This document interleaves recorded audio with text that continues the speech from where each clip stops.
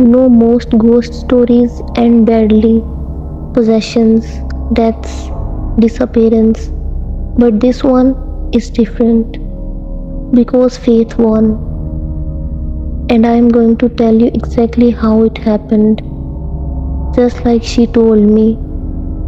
This is the story of Hiba, a 21-year-old girl who faced something dark, something beyond this world, and survived only because of a verse from the Quran. It began during summer break.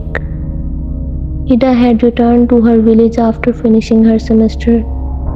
A peaceful place, mango trees, open skies, and a centuries-old house that her grandfather had built.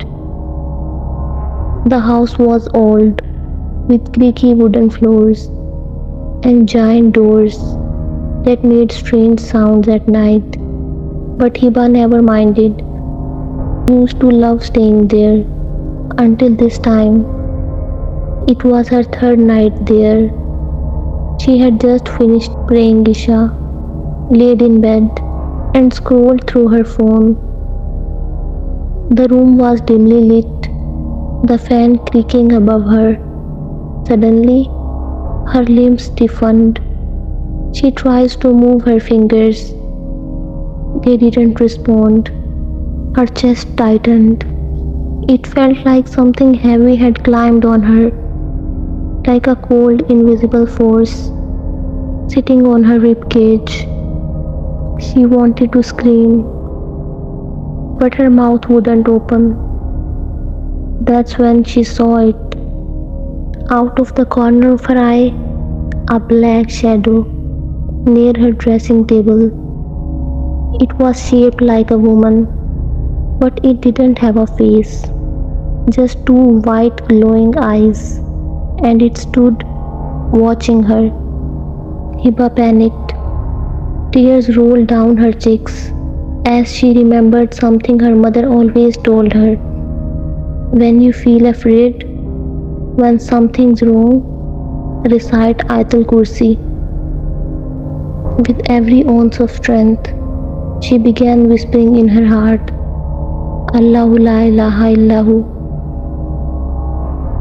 As soon as she reached the middle of the verse, her hands tingled, the weight started to lift, and the shadow melted back into the corner.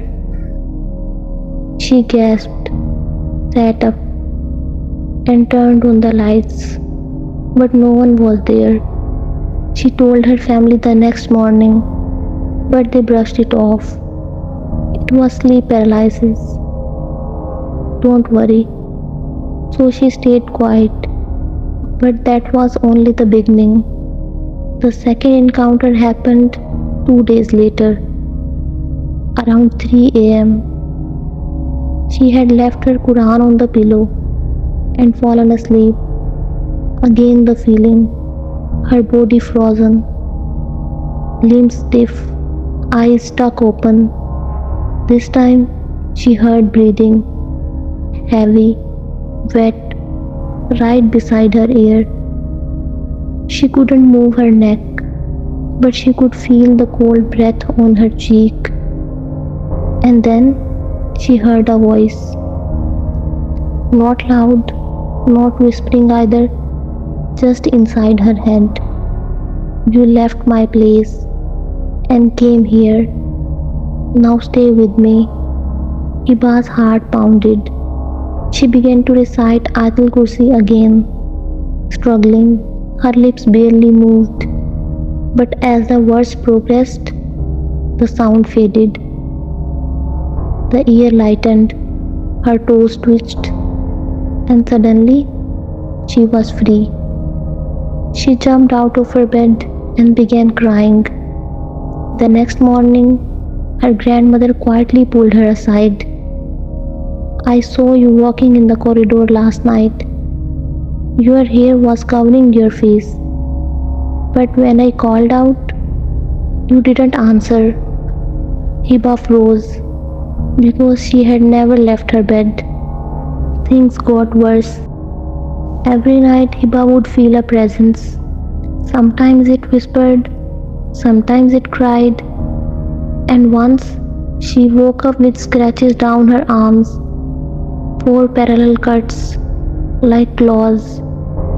But every time she felt her body freeze, every time the shadow appeared near her or sat on her chest, she recited Ayat-ul-Kursi, and every time the thing backed away. One night her room smelled of rotting flowers. The mirror fogged up, even though there was no fan on, and written in the fog were the words, "Why do you fight me?" That night, she didn't stop at just one verse. She recited Surah Al-Falaq and Surah An-Nas. She played a full Ruqya audio in her room. She slept with the Quran under her pillow, and the presence didn't come back for 3 days. On the fourth night, there was silence. No weight, no voice, no smell. She finally thought it was over until around 3 am. Her phone lit up. It was a video notification from the gallery. She opened it, confused.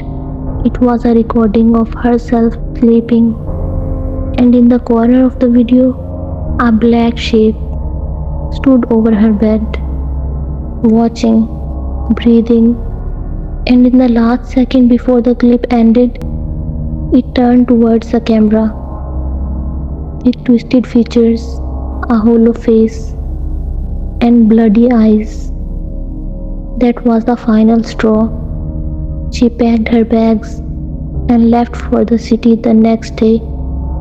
But before she left, her grandmother gave her a tiny pouch. Inside was a folded paper, handwritten ayah of protection, and the small taweez her grandfather had buried years ago in the prayer room. To this day, Hiba never returns to that house. The video, she deleted it. But she says sometimes when she is about to sleep, her chest tightens, and when she recites Ayat-ul-Kursi, the pressure lifts immediately.